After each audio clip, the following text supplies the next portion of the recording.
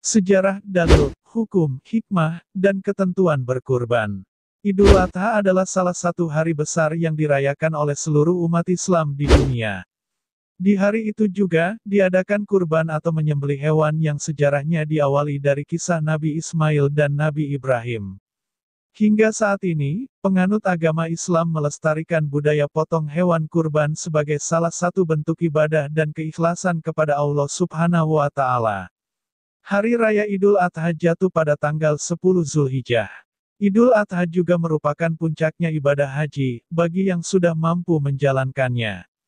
Sejarah kurban. Seperti yang sudah disebutkan sekilas di atas, sejarah kurban sendiri hadir dari sejak kisah Nabi Ibrahim alaihi salam ketika menyembelih anaknya, Nabi Ismail atas perintah Allah Subhanahu wa Ta'ala. Tradisi tersebut pun dilestarikan dari waktu ke waktu hingga masyarakat Arab jahiliyah menyembelih berhala. Tradisi penyembelihan hewan kurban sendiri pun akhirnya tiba pada era Nabi Muhammad Sallallahu Alaihi Wasallam. Dalam tafsirnya, Ibnu Katsir menjelaskan masyarakat Arab jahiliyah memiliki tradisi penyembelihan hewan dari sudut pandang fisik yang diperuntukkan bagi berhala mereka. Pada masa itu, hewan kurban disembelih dan dipersembahkan pada berhala. Mereka pun kemudian memercikkan darah tersebut pada berhalanya. Kemudian Allah menurunkan surah Al-Hajj ayat 37 yang berbunyi. Artinya, daging-daging unta dan darahnya itu tidak dapat mencapai keridaan Allah sama sekali, tetapi ketakwaan dari kamulah yang dapat mencapainya. Demikianlah Allah telah menundukkannya untuk kamu supaya kamu mengagungkan Allah terhadap hidayahnya atas kamu. Berilah kabar gembira kepada orang-orang yang berbuat baik. Mengutip hadis dari Rasulullah, Ibnu Katsir mengungkapkan. Artinya, sungguh Allah tidak melihat bentuk dan hartamu, tetapi melihat hati dan perbuatanmu. Ayat di atas pun menggambarkan penerimaan Allah atas amal hamba yang ikhlas.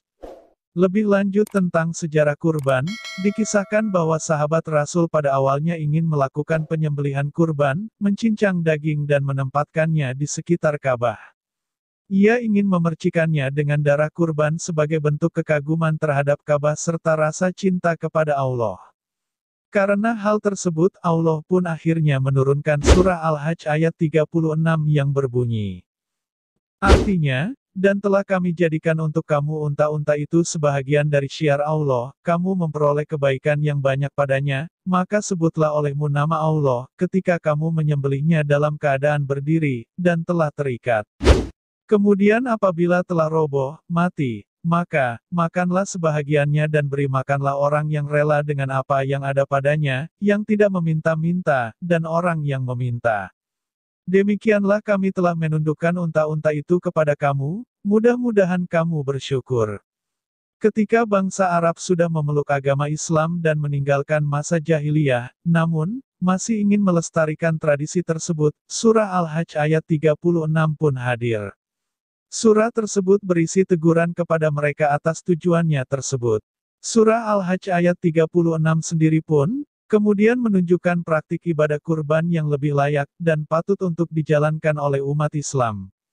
Hukum kurban. Ibadah menyembelih hewan ketika Idul Adha memiliki hukum sunnah muakkad. Sunnah muakkad sendiri adalah hukum sunnah yang dikuatkan. Nabi Muhammad SAW tidak pernah meninggalkan ibadah ini, sejak disyariatkan hingga Nabi meninggal dunia. Hukum ibadah ini sebagai sunnah muakkad telah dikukuhkan oleh Imam Malik dan Imam Al-Syafi'i. Sementara itu, Imam Abu Hanifah memiliki pendapat bahwa ibadah menyembelih hewan pada Idul Adha sendiri untuk penduduk yang mampu. Penduduk tersebut juga tidak dalam keadaan safar atau bepergian.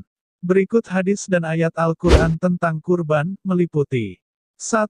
Hadis tentang kurban. Dalam hadis Hasan, riwayat Al-Tirmidzi, 1413 dikatakan bahwa menyembelih kurban adalah sunnah Rasul yang syarat akan hikmah dan keutamaan.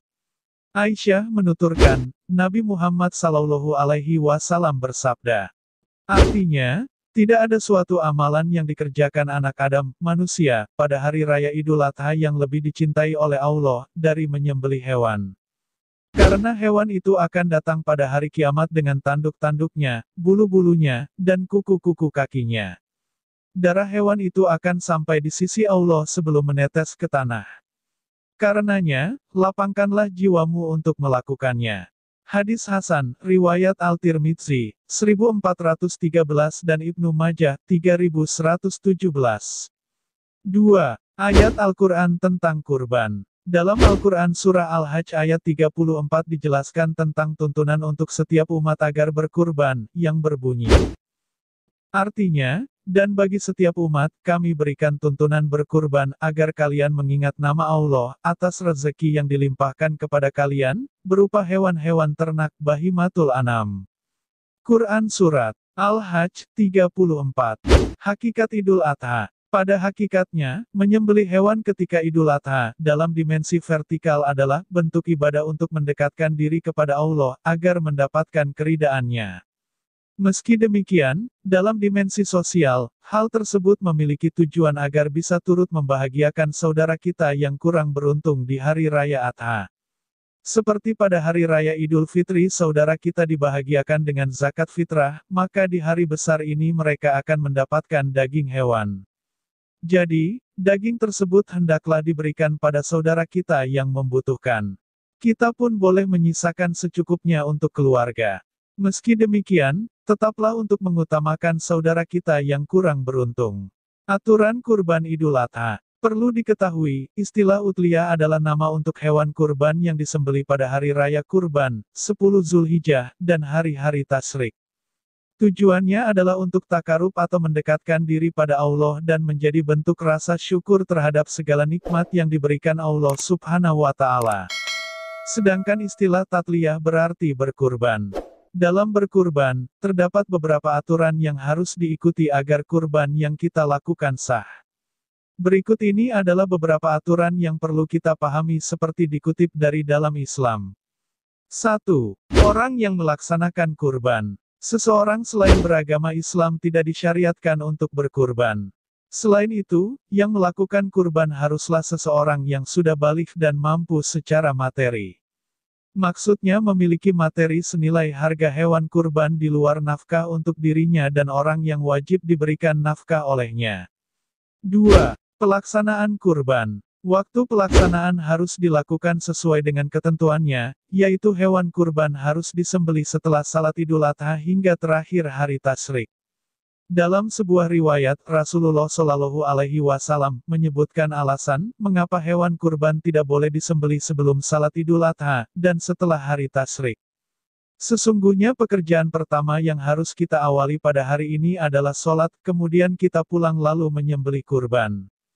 Barang siapa yang berbuat demikian, maka ia telah melaksanakan contoh kami dengan tepat. Dan barang siapa yang menyembelih kurban sebelum salat, maka ia hanya memberikan daging biasa kepada keluarga, sedikit pun tidak bersangkut paut dengan ibadah penyembelihan kurban, hadis riwayat Muslim.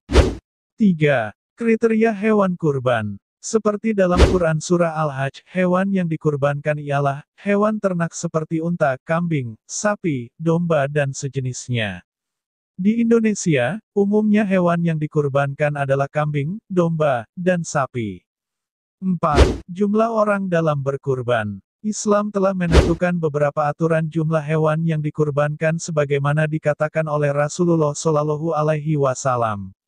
Untuk hewan kambing, hanya diperbolehkan 1 orang saja, untuk sapi diperbolehkan 7 orang, dan untuk unta diperbolehkan 10 orang. Ini juga disebut dengan kurban kolektif. Kami menyembelih hewan pada saat Hudaibiyah bersama Rasulullah Shallallahu Alaihi Wasallam. 1 ekor badanah, unta, untuk 7 orang dan 1 ekor sapi untuk 7 orang.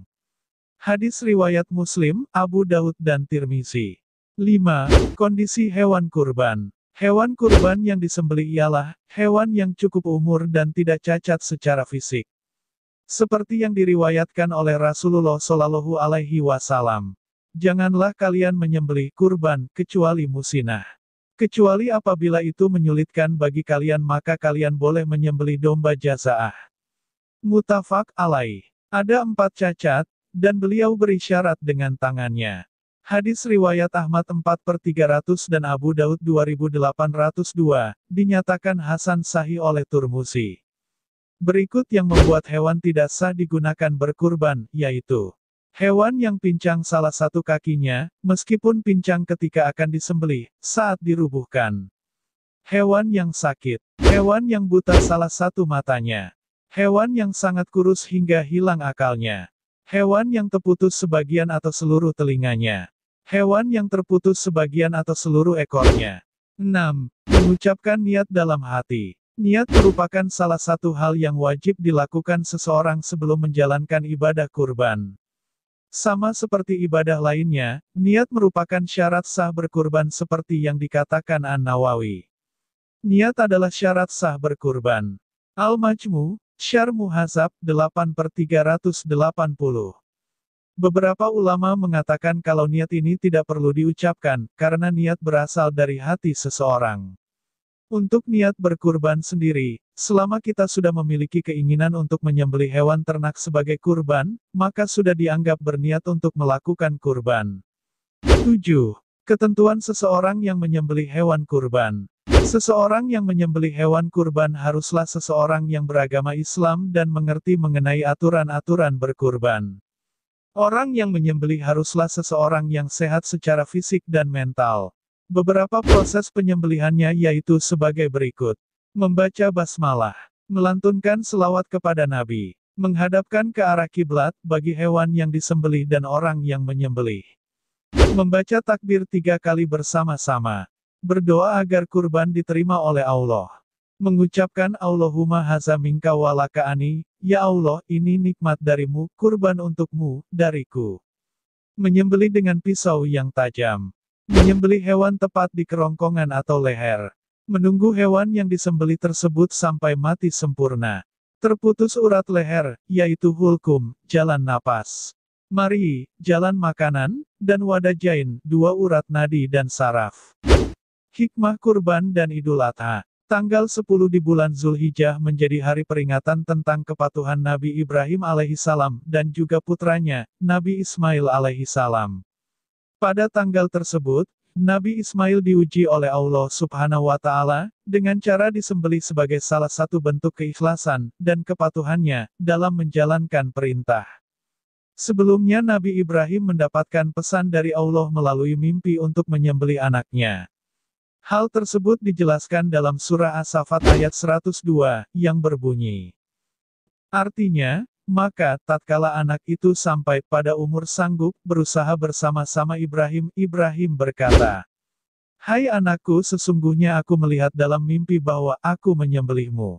Maka fikirkanlah apa pendapatmu." Ia menjawab, "Hai bapakku, kerjakanlah apa yang diperintahkan kepadamu, insya Allah kamu akan mendapatiku termasuk orang-orang yang sabar."